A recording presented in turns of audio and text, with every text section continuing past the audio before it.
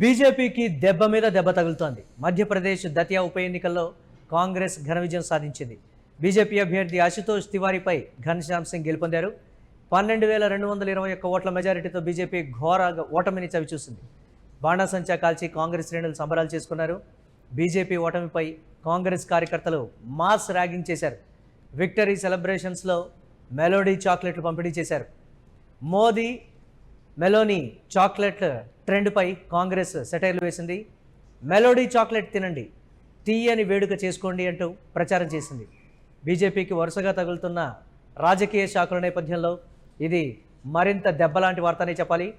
ఇప్పటికే neat leak ఎఫెక్ట్తో Dharmendra Pradhan రాజీనామా చేశారు. తాజాగా 3 బీజేపీ పాలిత రాష్ట్రాల్లో ఉప ఎన్నికల్లో 2 స్థానాలను కమలం పార్టీ కోల్పోయింది. బీజేపీకి ఎదురు దెబ్బలు, దెబ్బ మీద దెబ్బ. మొన్నటికి మొన్న జెన్జీ ఉద్యమంతో నీట్ పేపర్ లీక్ వ్యవహారంతో కేంద్ర మంత్రి ధర్మేంద్ర ప్రధాన్ రాజీనామా చేసిన సంగతి మరొక ముందే వారం రోజుల్లోనే బీజేపీకి మరో షాక్ తగిలింది.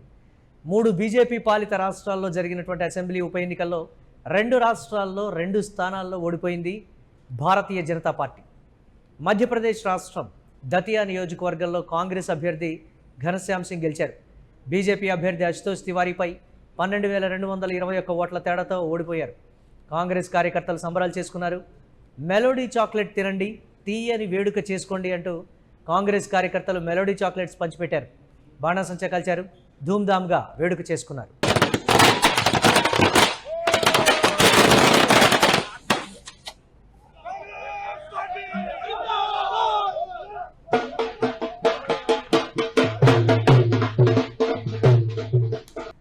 మెలోడీ చాక్లెట్స్ తెలుసు కదా. ప్రధాని మోదీ ఇటలీ పర్యటనలో భాగంగా ఇటలీ ప్రధానమంత్రి మెలోనీకి భారతదేశంలో తయారయ్యే మెలోడీ చాక్లెట్ ప్యాకెట్ బహుమతిగా ఇచ్చారు. అప్పటి నుంచి మెలోడీ చాక్లెట్స్ మరింత పాపులర్ అయ్యాయి. ఇప్పుడు మధ్యప్రదేశ్ రాష్ట్రంలో బీజేపీ ఓడిపోయి కాంగ్రెస్ గెలవడంతో కాంగ్రెస్ కార్యకర్తలు మెలోడీ చాక్లెట్స్ పంచిపెట్టారు. మెలోడీ చాక్లెట్ తినండి, తీయని వేడుక చేసుకోండి అంటూ బీజేపీ వాళ్లను మాస్ ర్యాగింగ్ చేశారు కాంగ్రెస్ పార్టీ నేతలు.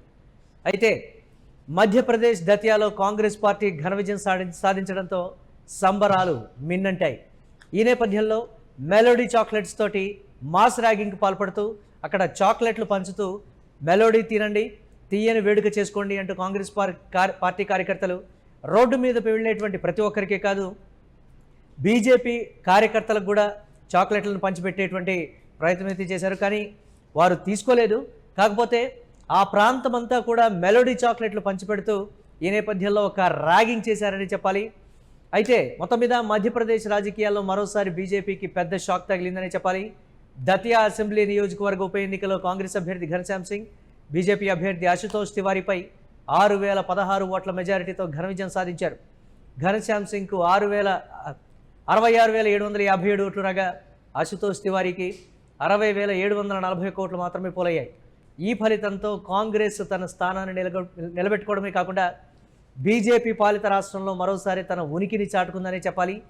ఈ నేపథ్యంలో మనం యూటీవీ స్క్రీన్ మీద ఎక్స్క్లూజివ్గా చూస్తున్నాం కాంగ్రెస్ పార్టీ కార్యకర్తలు మెలోడీ చాక్లెట్స్ను. ఈ నేపథ్యంలో మెలోడీ చాక్లెట్స్ను అక్కడ ఉన్నటువంటి వారందరికీ పంచిపెడుతూ ఒకంత హేళనగా, అంటే వారి విజయాన్ని వారు సెలబ్రేట్ చేసుకుంటూనే ఈ నేపథ్యంలో భారతీయ జనతా పార్టీకి ఒక ర్యాగింగ్తో కూడినటువంటి కౌంటర్ ఇచ్చారనే చెప్పాలి.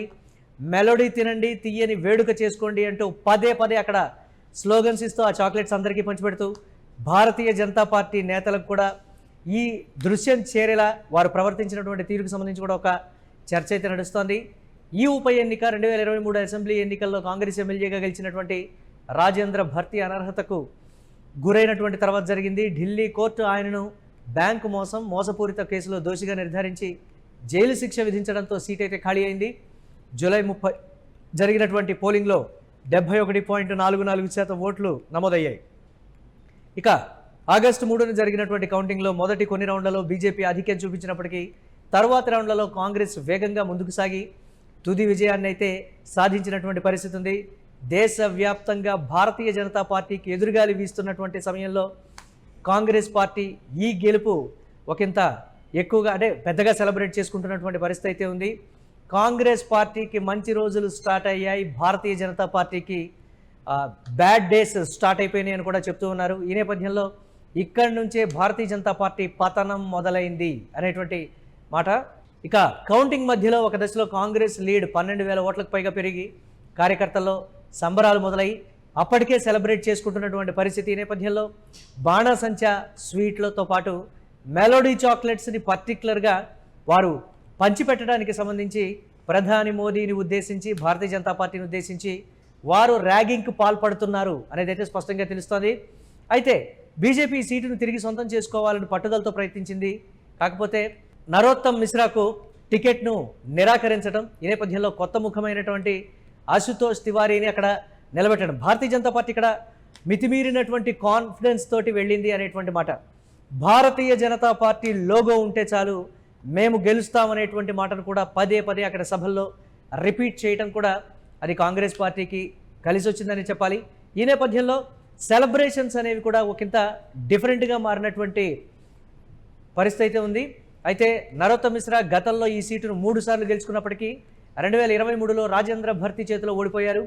టికెట్ కోసం మిశ్రా మద్దతుదారులు నిరసనలు చేసినట్లుగా కూడా తెలుస్తోంది. ఆయన బీజేపీ కొత్త అభ్యర్థితో పోటీకే తిరిగింది.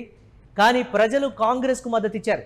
ఇక్కడ జెన్జీ యువత కూడా ఈ గెలుపులో కీలక పాత్ర పోషించింది.